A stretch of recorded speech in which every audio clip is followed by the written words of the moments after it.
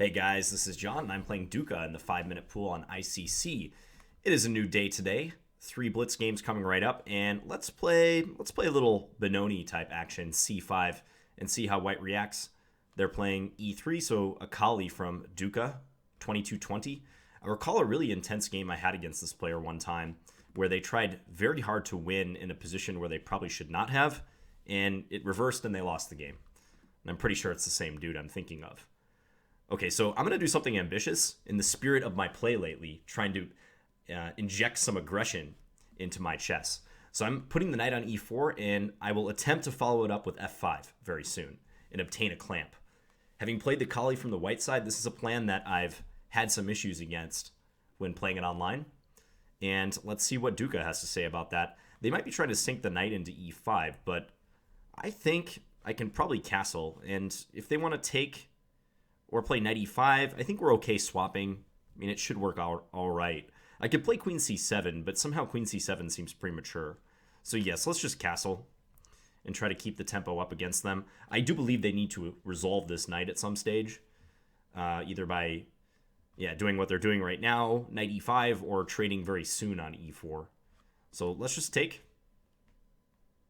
Now, which way to take, bishop or knight? I'm leaning towards bishop, because I think that pawn could be hard to defend. So let's do this. And probably queen c7 now, very simply. Queen b6 you could also make an argument for, but queen looks well placed on c7. Let's give it a shot. Note that f3 is difficult for white to play because I can always play knight g3 and fork the queen and the rook. So I'm wondering how they intend to hold this pawn. Okay, well, they're playing the move that I hope they would play. Now, I could take on d2 and then take e5, but I think it's much better to do it this way, which I bet white missed. There's the fork on the queen and the rook. You'll notice that I've been playing without sound on ICC lately. I mentioned this in a previous video, but for some reason, ICC's audio has been giving my sound card issues of late. I don't know why that's the case, but I turned it off just to prevent any distortion. All right, so let's bank this baby. And if if rook takes, I was thinking knight takes e5. Also here, I'm thinking knight takes e5. Although I think their argument is that they will play queen e3 and then go after my e6 pawn. So maybe I should just keep the position closed for now. I don't have to take this pawn, so let's just play a useful move. And I think attacking c2 could be a viable plan. Let's send this knight around.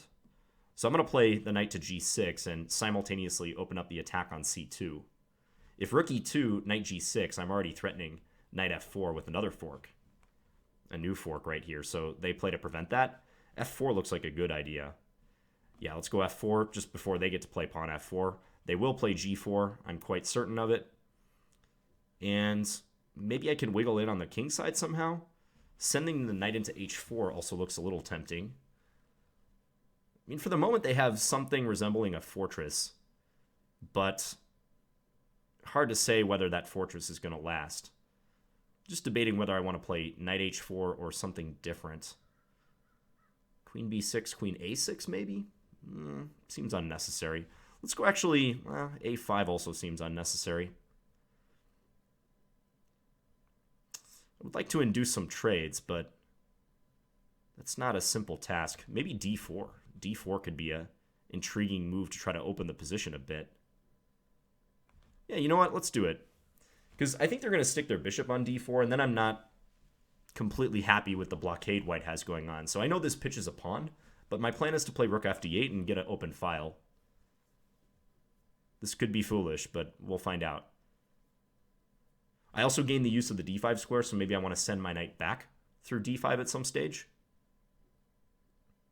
I'll tell you what I want to do, though, is keep the tempo up, because remembering this player, they put a lot of pressure on the clock, from what I recall. So, all right, so maybe queen c6 looking for a swap. Yeah, let's just do that. Trade with me, Sir Duca.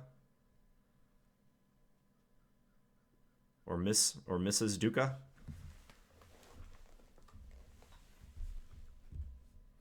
This is a nice move because white is essentially obliged to trade queen, so they can't really get out of it. They could play queen d3 maybe, but yeah, more likely they're going to do something like what they're doing here. If they take on a7, I was just thinking rook a8 or rook a6, one of those two moves.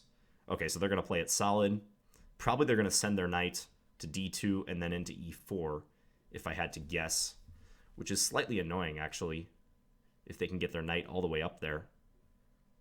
So I feel like I got to play for some quick counterplay before they get to establish something like that.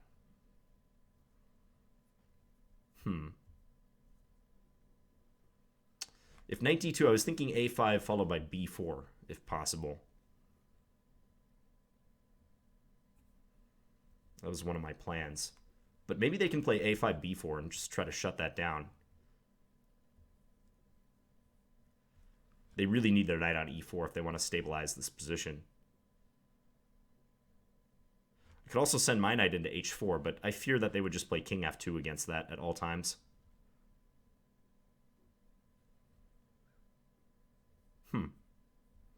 So let's say knight d2, a5, b4, a takes b4, a takes b4, maybe rook, let's say rook a8 and try to infiltrate down the a file. I don't know that I have a lot of targets to attack.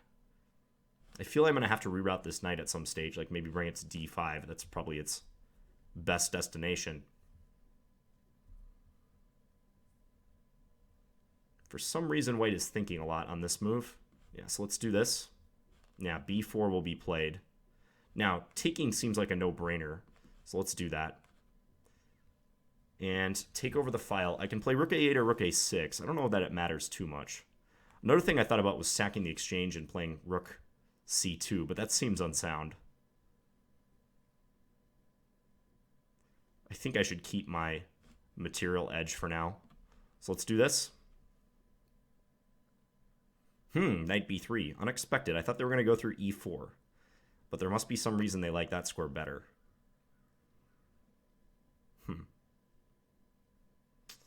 Yeah, the knight coming to c5 is a little pesky. Let's reroute this. We need some new horizons. Are they going to play knight a5? Maybe knight a5 is the plan. But knight a5, I'll just retreat and I'm coming in. Okay, they want knight d4. Knight d4 is what they're looking for. That I missed. Did not see this coming. So knight here, take knight c2. Not sure about that. Now the problem is I gotta hurry. Okay, so let's do this. Okay, so if knight d4 takes c3, rook e2, rook c2 rather.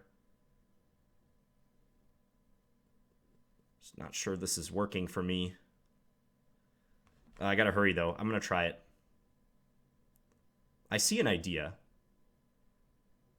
I see an idea. Rook c2, I'm gonna check on a1. And then if king g2, I'm gonna play rook over. And I don't think they can. Okay, let's see. If king f2, I can check on d1, which is nice.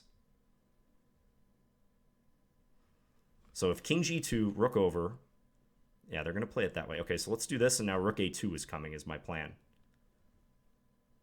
Rook takes c3, rook a2. Whichever way they block, I think eventually I win a piece on the second rank. That's a nifty idea.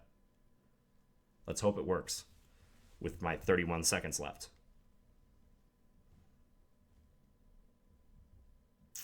Sharp position, guys. Sharp position going on here.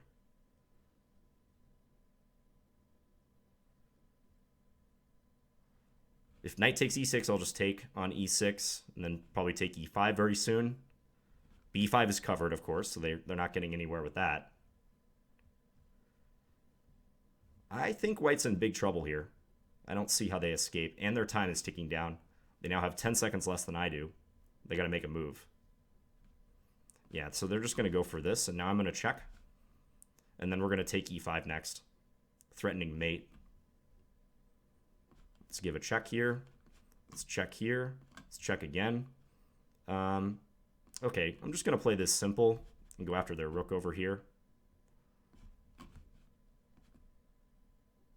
And even though this endgame looks slightly drawish, with the time, we're going to win.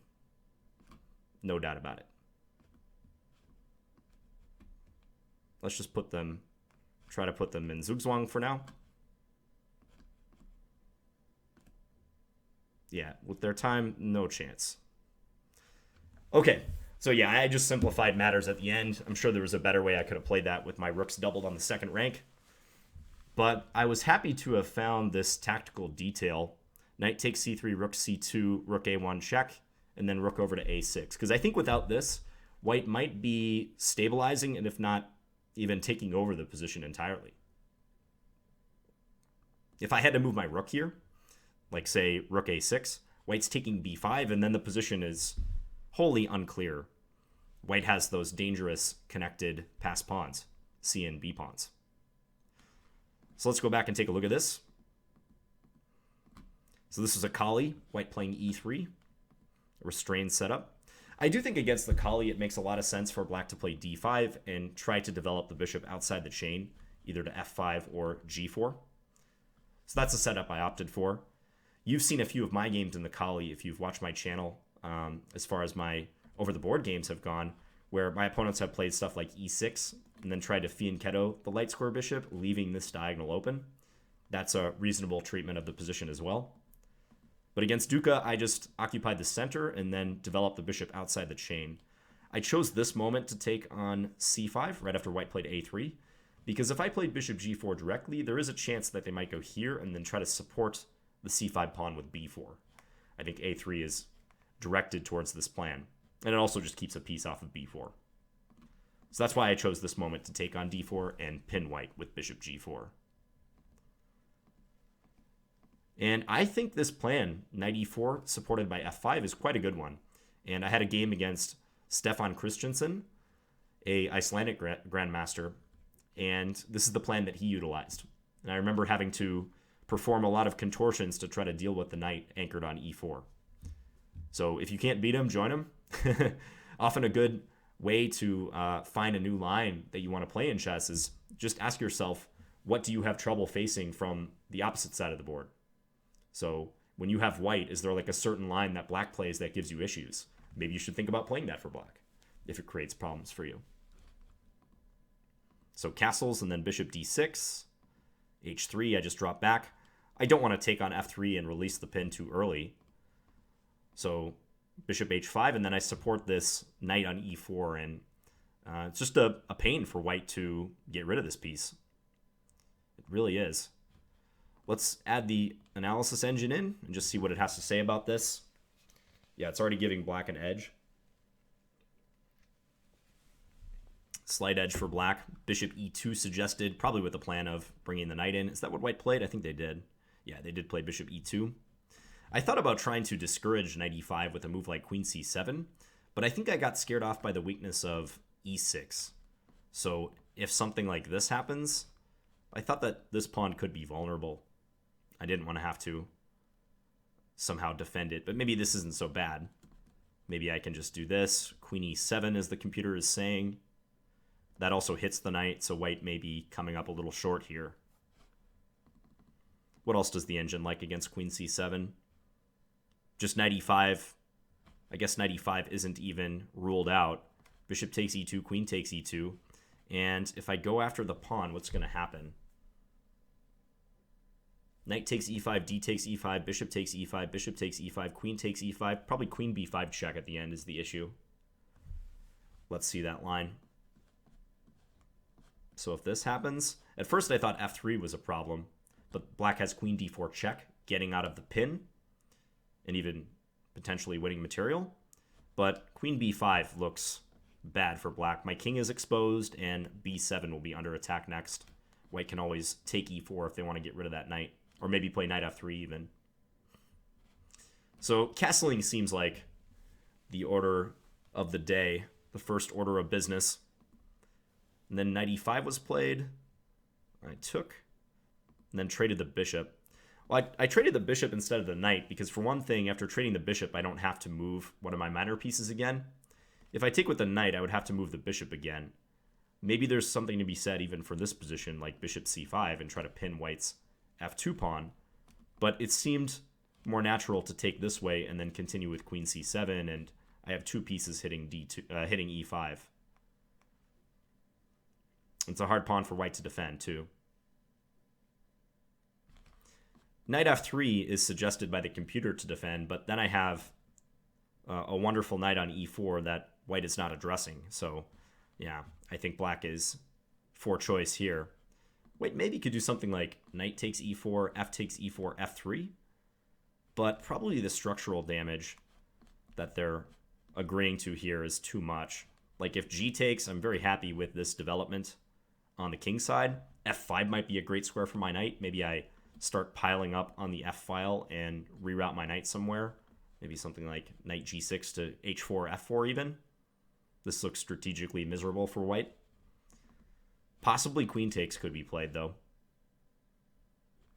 I guess I can play to win a pawn, but queen e3. Okay, yeah, this is one issue I saw during the game as well. White might give up the e-pawn to attack the knight with the queen and the bishop, and then upon the knight moving, just grab e6. So that's no picnic for black. Pretty apparent that white could have played this stage better because their next move was a blunder, f3. I think they only reckoned with the possibility of knight takes d2, queen takes d2, and I have trouble picking up the pawn for exactly the same reason. e6 is going to come under attack. But I think they just blanked on knight g3, forking the queen and the rook. So this happened. I still did not take e5 because I don't want e6 to fall. Even though this is a trade, and even though black is significantly better still according to the engine, yeah, maybe knight f7 is better. It just seemed like this was giving white some play, and d5 becomes weakened in the process. And also this bishop has woken up on the long diagonal. I'd have to watch g7 especially. I say this, and the position is -4 in black's favor, but that's the thought that ran through my mind at that point. So I did not take on e5, but admittedly the position does become slightly more closed now, and maybe white should take the opportunity to play f4 as the computer is advocating, trying to ensure that I can't play f4 and also more reliably protect this pawn on e5. But instead, they allowed me to kind of maneuver with my knight, and I felt right around here, g3, f4, that my position was excellent. But it didn't prove easy to break through. As I played d4, I had a feeling that this may not be strictly correct or even necessary, but it looked enticing to try to open the d file. I wanted to play rook fd8 when my rook has a good chance of bearing down on something significant down this file rather than just staring at my d5 pawn. Queen c5 is what the engine wants to do, I guess because if bishop here, I can take a3 and grab another pawn. But it felt like in the long run, white was going to be able to get the bishop here. Maybe they would have to like move their king and then play a4 and bishop d4, but it feels like they're going to plant the bishop there, and I still got some work to do. So d4, pitching the pawn. White took. I played rook fd8. Queen e4, getting out of any pin situations. Here, I tried to force a queen trade. But this wasn't a walk in the park. I mean, white played c3, stabilizing the bishop. I probably did the correct thing as far as trying to break through with my queenside pawns here. A key moment was certainly right about here, because I thought the knight was coming to e4, but white sent the knight to b3, which was a surprise to me. Maybe knight e4 is similar. So if knight e4, I can check. Yeah, let's say king f2, h6 the engine wants to play. This knight coming to c5 is pesky. That would stop rook a6, and white will always be observing the d-pawn. More likely I would have done something like this and tried for this. But I do have to watch c4 with the rook on a1. That's right, the discovered attack.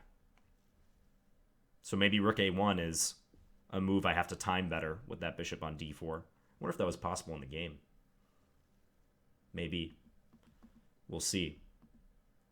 But instead, white played knight to b3. Maybe they thought knight a5 could be handy, hence they went through this square. But somehow e4 just seems like a more logical route for the knight. And then I maneuver this knight. The engine wants to go rook a3, but what if knight c5 then? Rook a1 check, king h2, knight h4 hitting this pawn. So maybe not king h2, maybe king f2 instead. Still knight h4. In that case, maybe my rook is going to try to get around the back here, attacking h3 and maybe threatening rook h2, something along those lines. This rook is pretty passive, it's just defending e6, but black seems to have good play elsewhere. So I started maneuvering. That's right. So white sent the bishop to c5. So that's why the c4 device with the bishop on d4 attacking my future rook on a1, if that makes any sense whatsoever. That's why that was not a thing coming up. That's why white didn't have that option. So they kind of did this rearrangement, put the bishop on c5 and knight to d4. That might have been their plan all along with knight b3. But it looks like I can get away with knight takes c3. I'm really glad this is working out, because this was a crucial moment in the game. Like, this whole stage, starting with like knight d2 around move 27, is vital in determining the outcome. Because if I did something passive here, white might win one of my pawns, and I'm down, let's say, 45 seconds on the clock. So I would not have liked this. So I did this, rook c2, and now rook a1 check. Point being that even though this and this are hanging, I have this neat little rook c to a6 idea. And if white were to take, I can check, and white has to block on c2. Otherwise, they're getting checkmated. King has no flight squares. Note my pawn on f4 taking away the g3 square. And if rook c2, we can swap and then go rook a2, and this knight is mortally pinned. We're going to win it, and then probably just win the endgame. Yeah, like my king can even come up through this route eventually.